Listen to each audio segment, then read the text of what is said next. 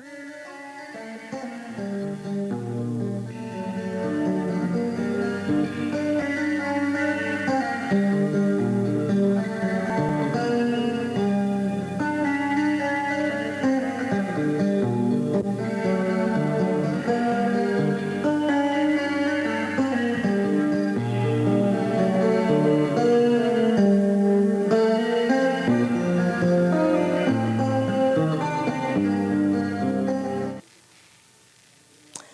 welcome to the Antique Trader, and we have a very special program for you. We're here at Snug Harbor in Staten Island, and we're going to be showing you the George Way exhibit. And when we come back, we'll introduce you to Mr. Way himself. Stay tuned, don't go away.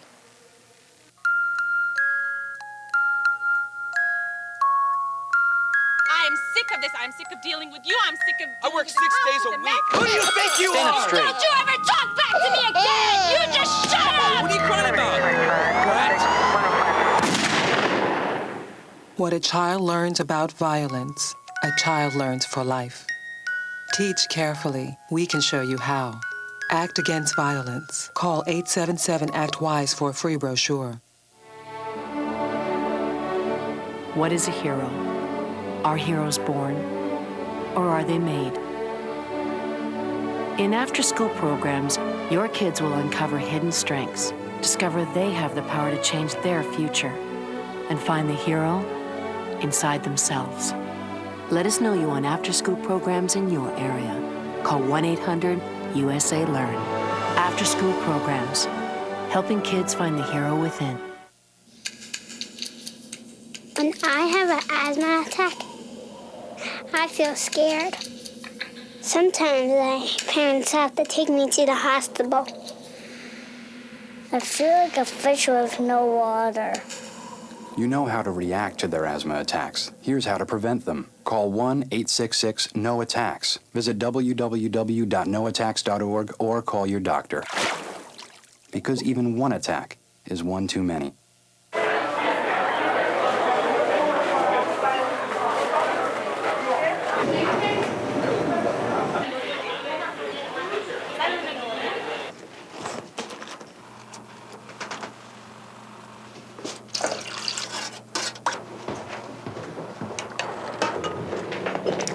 I don't want to eat. Come on, just one bite.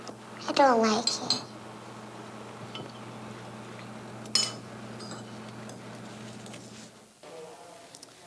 Hi, we're back here with Mr. Way.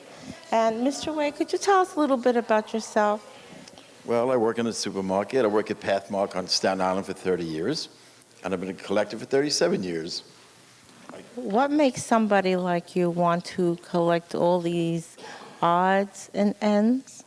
Well, I love beautiful things, and I love to be surrounded by beautiful things, and I love to share my beautiful things with the public. How did you begin collecting?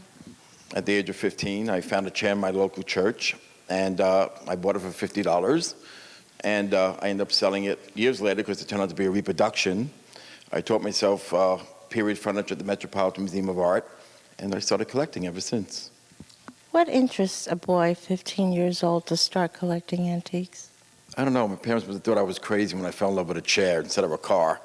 But now it's a whole different ballgame because I built one of the best collections in America.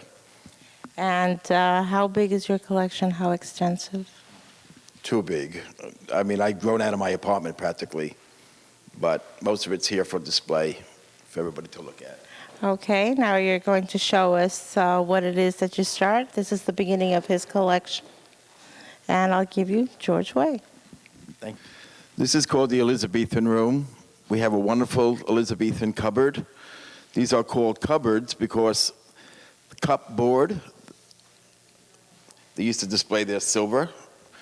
And when you had a cupboard of this magnitude in someone's home at that time, it showed that you were very important and you came from a very wealthy family. Over here we have a beautiful Elizabethan bed sporting the coat of arms of Queen Elizabeth I. I don't know if Elizabeth slept here or not. Maybe she did. Who knows? Furniture at this time was very heavy. It was made out of oak, and it's sporting these beautiful bulbous carved turnings, very massive. We have a beautiful chair over here, which is a turner's chair from about 1600, 1620. It's made by a turner, not a chair maker, because everything is turned and then joined. We have another open tier cupboard here, which is from 1590, 1600, which also displayed silver or jugs at that time. The boxes in the room are also from the same period to store your valuables. We also have a beautiful blanket chest here, or lift top chest from 1600, where they used to store their blankets and other valuables. Remember, at this time, the man of the house sat on a beautiful Elizabethan wainscot chair. They were paneled, they were very heavy, but they were functional. Only the man of the home, the children or the wife of the home would sit on a stool, which we have right here. We have a nice early stool. These survived over the years because of their main construction. They're pegged and they're doweled. The rooms at this time were not painted white. They were usually wainscoted. They had all paneling carved or plain. And the bed at that time might have had curtains to keep the heat in because it was very cold at that time. We're going to take you now to the Charles II room, where the furniture becomes much lighter. Thank you. Hi, I'm here with George Way in the Charles II room. Mr. Way, tell us about this room and the beautiful things that we see. Where do we start? Well, we can start with the beautiful portrait of Charles II. He was the King of England. He was in exile for many years and returned to the throne in 1660. What's interesting about this room is when you compare it to the Elizabethan room, furniture then was much heavier. Furniture now became much lighter. And this room is interesting because you have a portrait of Charles II's wife, Catherine of Braganza. We have a portrait of King Charles II's mother, Henrietta Maria, and Charles II's father, King Charles I, who was beheaded in 1649. Where did you find all these terrific pieces? Well, over the years, these pieces have been found at some antique shows, flea markets, and antique shops. Many of them have been mislabeled 19th century, when indeed they were 17th century. And being I was able to identify some of the sitters, I was very lucky to get a good buy. How did you become so knowledgeable about antiques? Well, spending thousands on a library of books, that's for sure. But actually going to a museum and seeing the real thing and studying how things were put together, the types of woods that we use, and to have a love and a passion for it, that's the main thing. If you don't love what you're doing, you're not going to become good at it. Do you usually have experts look at these certain things, or do you associate with any appraisers or anything so that you know that you have an original piece? Well, they usually come to me. That's great. And how about the chairs? I see you have two different chairs. Did you get them in the same place, or are they a set, or? Okay, we do have a pair of chairs here from 1660, but one interesting chair we have is one that's in the corner because it has the crown on it, and the identical mate to that one is in the Victoria and Albert Museum in London right now. And when you see the crown, that's a constant reminder that England now had a king of England. And that other chair that we see on the corner there, what would that be? This one here, that's another chair from the same period, and you see the body twist turning became a very typical pattern at that time during the reign of Charles II, and we had the shell and the acanthus leaf on the top for that motif instead of the crown. So you had a lot of different, types of carvings. Okay. What room are you going to take us into now? The William and Mary room, one of my favorites. Okay, and when we come back, we'll have more of Charles Way and his exhibit at Snug Harbor.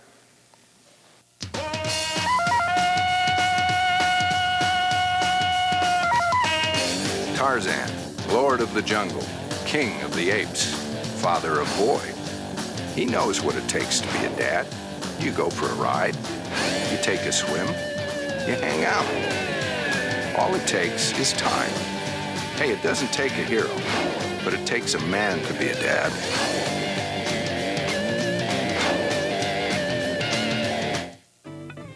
A healthy start means everything. Start when you're pregnant.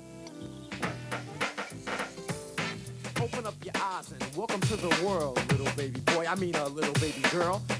Get low-cost, even free prenatal care. Call the Prenatal Care Hotline at 1-800-311-BABY. Because you want things to go right. Right?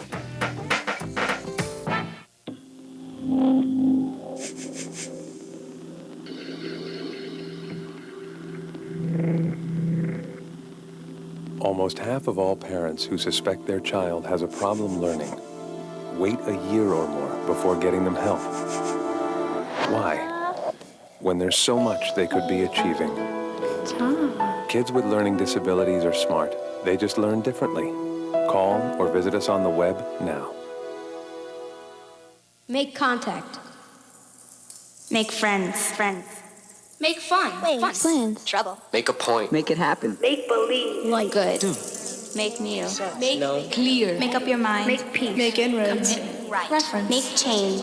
Make acceptance. Make hate. Make something. Make a stand. Make art. Make a difference. Make a difference. Make noise.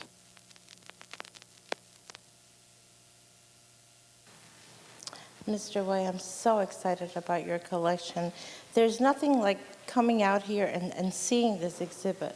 There is no way that you can just go over there and look at a picture and say, oh, the exhibit is nice. You really have to come out here and see it. Could you tell us a little bit about what you have in this room? Sure. We call this the William and Mary room, even though some of the furniture in the room is a little bit earlier, such as this Dutch cabinet here, which dates about 1620. You know, like you have grandmother's furniture today that was handed down. These pieces were well made. They were functional. So they would still be in a house in the 1690s. We have a beautiful pair of Dutch chairs here. And if you saw in the Charles II one with the crown and all, now you have chairs that are much higher, more delicate, and with a different type of turning on the bottom of the feet. We have trumpet legs now.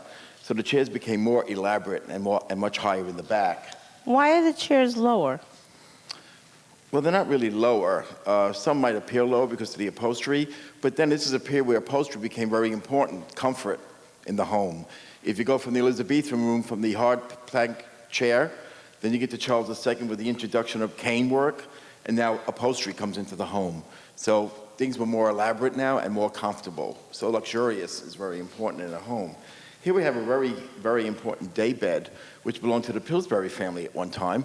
It's about 1690, and this type of carving is something similar to those pieces that you see in Hetlu Palace in Holland.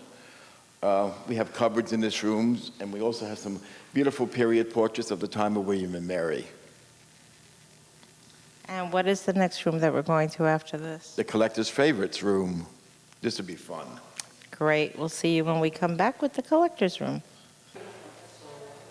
If you think that everything that we saw before was exciting, we're now in the collector's favorites room, and take a look at this. Well, this is an exciting room because we have some of the little gems in my collection. Through the exhibit, you'll see drawings, you'll see etchings, some by Rembrandt. And in this particular case, you see a wonderful Charles II brass clock from about 1670, 1680, which was found in a second-hand junk shop, and it's signed by a well-known clockmaker. We have some nice 17th century silver. We have a nice early iron, which is dated 1693, which is very unusual. And we have some other pieces in this case that you would like as well. Over here, we have a wonderful solid oak bust of King Charles I of England, who, like I said before, was beheaded in 1649. This was Charles II's father. This was found sitting on a piece of 19th century furniture in a shop in New York many years ago. And they had no idea what it was, but I knew what it was, so I scooped it up. Matter of fact, he had dinner with me sitting on the top of a dining room table in a restaurant when I picked him up. And behind you, we have some other wonderful miniatures on copper, Dutch and English as well. We have some nice early English coins and Dutch coins from the 1600s. Could you point out which one is the oldest coin that you have here? The oldest one would be Elizabeth I, dated 1580. And what's interesting in this case is we also have a letter signed by King Charles II of England, which was found at a flea market many years ago, and it was authenticated by the Piermont Morgan Library in Manhattan. Before we take a look at that, where did you get your coins? Here and there, some coin dealers and some flea markets. The commemorative medals I found in flea markets for like $10, $20 a shot. But then again, they thought they were 19th century, so they had no idea they were, early. Well, it pays to be knowledgeable. It does. Here's some wonderful little miniatures on copper. These are wonderful miniatures of a beautiful Dutch lady, an older woman, and one that's on copper signed by Cornelius de Vos, and a nice Dutch one that was found in Maine recently. And here's the letter signed by Charles II. And we have some nice little genre paintings. We have one by Adrian van Oostade painted on copper, which is a tavern scene, people smoking pipes, and a wonderful ink drawing of Charles II. And what type of paper would you say the ink drawing was made on? Isn't that rice It paper? looks like rice paper, Chinese paper, yes, but it's very early. Okay, let's continue on to this room. This is the children's room. How lovely. This is the children's room. This room is interesting because we have some Dutch tiles from the 1600s, which show children playing games. We have a little doll from the 1500s, and we have a little traveling brass candlestick from 1690 that you unscrew and you can put into a pouch, and a nice little silver fork from 1690 and a little silver cup. There's also a cribbage board made out of oak, which is very early, dates about 1600. Very unusual for a cribbage board that early. Now we know what they were doing in those days, cribbage in the 1600s. Okay, tell us the story that you told me before about this painting. I think it's beautiful. This is an interesting painting. It's Dutch, 1600s, painted on oak panel. And it's showing a family of chickens where two of them are being distracted by a bug in one of the leaves of a tree. And the mother and the baby one are watching a stranger walking in trying to steal food or water out of the bowl. So you know they're up to no good because you can tell by them staring at them. But a wonderful little Dutch painting. And here we have the pancake maker showing a little boy with a pancake and a man looking inside the house. We put this in the exhibit because we showed, even though it's dirty, how it would look after it's clean. You can see the blue sky up, outside. And behind you, we have a nice full-length portrait of a boy from about 1680. Here he's wearing his full costume of the day. So you know he's a young boy who came from a very wealthy family, and you know he was a gentleman because he's walking with a stick. That's beautiful. Yes, right. And what other room are you going to take us to from here? We're going to go to the evolution of seating furniture now, which is different from the stool up to the William Mary chair. Great. And when we come back, we will continue more of the George Way exhibit.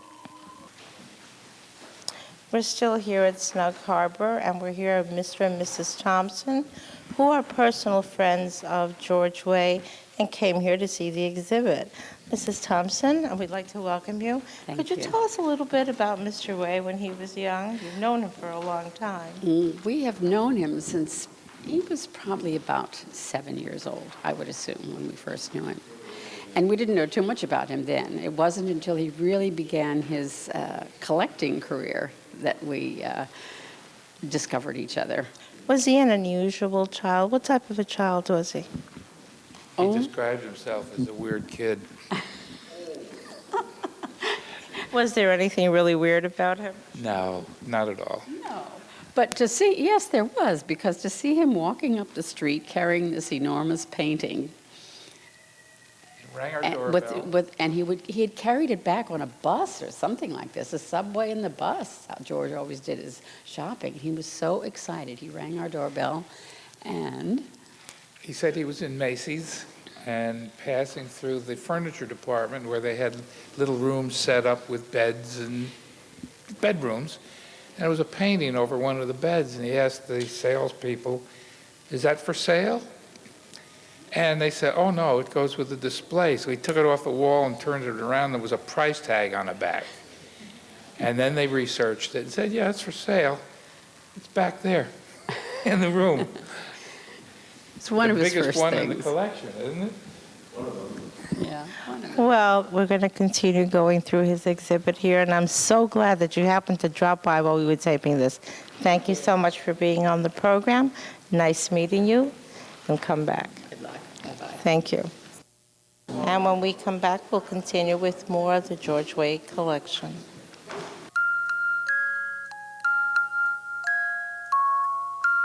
I'm sick of this. I'm sick of dealing with you. I'm sick of I work 6 days a week. Who do you think you Stand are? up straight. Don't you ever talk back to me again! You just shut up! What are you crying about? What? What a child learns about violence, a child learns for life. Teach carefully. We can show you how. Act against violence. Call 877-ACT-WISE for a free brochure. What is a hero? Are heroes born, or are they made? In after-school programs, your kids will uncover hidden strengths, discover they have the power to change their future, and find the hero inside themselves. Let us know you on after-school programs in your area. Call 1-800-USA-LEARN. After-school programs, helping kids find the hero within. When I have an asthma attack, I feel scared. Sometimes my parents have to take me to the hospital. I feel like a fish with no water.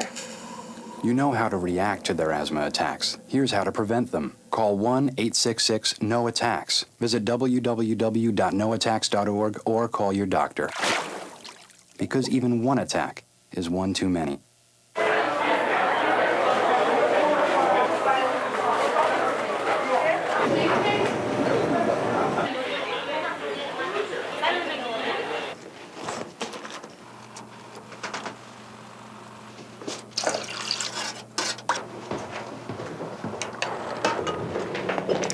I don't want to eat. Come on, just one bite.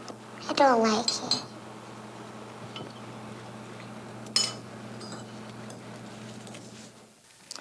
Nothing can express more love than a bygone era of a Rembrandt. Tell us about your original Rembrandt here.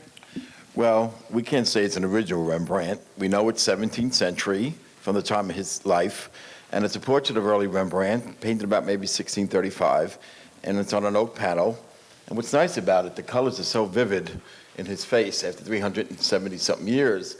What's interesting about it, it used to be the top used to be square at one time, and somebody cut it into an arch to fit this 19th century frame. And as you can see with a close-up shot, it had a crack in the middle at one time. Since it's on wood, wood has a tendency of cracking or warping. So it cracked at one time, so they had to cradle the back of it. So it's been, restored, many years ago. How long have you owned this piece? About 25 years, 30 years. I found it in a secondhand shop on 2nd Avenue many years ago, laying on the floor in a junk shop. So I scooped it up. But I didn't know it was Rembrandt until my brother told me, because he just came back from Holland. So my brother really deserves the credit for identifying who he is. That's wonderful. Now let's go on to the next piece. Okay. Hi, welcome back to the Antique Trader. And we're here, Mr. George Way with the George Way Collection. Mr. Way, tell us about these paintings that you have here. Well, in the collection, there are about 80 paintings, and some of them are very interesting. This one I call the merchant seller, because it looks like he's trying to sell some material to this beautiful young lady. This one here is a Dutch painting, and it looks like a woman who's from France, who's visiting a Dutch home, and she's receiving a letter from this young gentleman. So it's telling you a story. And in the collection, there are quite a lot of different paintings, which you will see in a moment. All right, let's continue on to the next one. In the collection, we have a nice selection of portraits. Here we have a nice gentleman, a young gentleman, and he's wearing this beautiful lace work, as you could see, which really was very attractive. And through the collection, you'll see different types of collars. You'll see escrow collars. You'll see men not wearing collars, but different types of paintings. What period is he from? He's about 1640, 1650, and he's Dutch. And where did you pick him up? At a flea market in New York City about 5 years ago. Right. And the gentleman up on top? Well, he's not too attractive, but he's a Dutch painting from the 1600s, and I thought he was quite interesting to, even though he's not appealing, he's, interesting to look at. Is that the original framework? No, all the frames in the collection are 19th century. None of them have the original frames from the 1600s. That was a very interesting point. Right. Here we have a tavern scene. This one is signed by Adrian Oostade, who is a well-known Dutch painter. In the collection, you see not only portraits, you see couples dancing, couple holding hands, whispering in each other's ears. Here we have a wonderful portrait of a husband and wife by Michael van Meervelt, dated 1629, and they're painted on wood, and they're painted in 3 sections, as you can see. And I'm sure they must have been very uncomfortable wearing those big lace collars. Have these been refinished at all? Because I see an area there that seems to be glossy, or that someone tried to clean it or something. It's funny that you notice that. They do need a cleaning because they're kind of yellowed. After years, the varnish turned yellow, and with dirt and grease and what have you.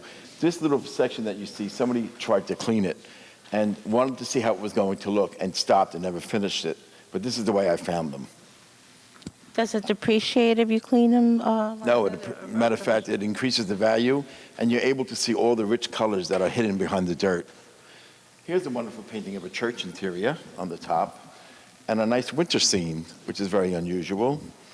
And here we have a country scene, looks very Italian. A man on a horse and a woman doing some sewing. And a portrait of a man with a gold chain and a medallion, which is from the school of Peter Paul Rubens. And there's a portrait of a man with a beard wearing a lace collar, painted on wood, also Dutch 1600s. And I'm very interested in the frame. Could you It's a tell us very something interesting about frame. It's fairly new. The frame is only about 5 years old, if that. But it kind of goes well with the painting. So when I bought it, I was lucky I had a frame with it. It's wonderful. So it is very interesting and different. It is very interesting. Thank you. Here's another portrait of a Dutchman wearing a flat lace collar with his nice tassels. Here we have another scene which is very Italian looking, even though it's Dutch. A lot of Dutch painters painted in the Italian style, and just showing like a village scene.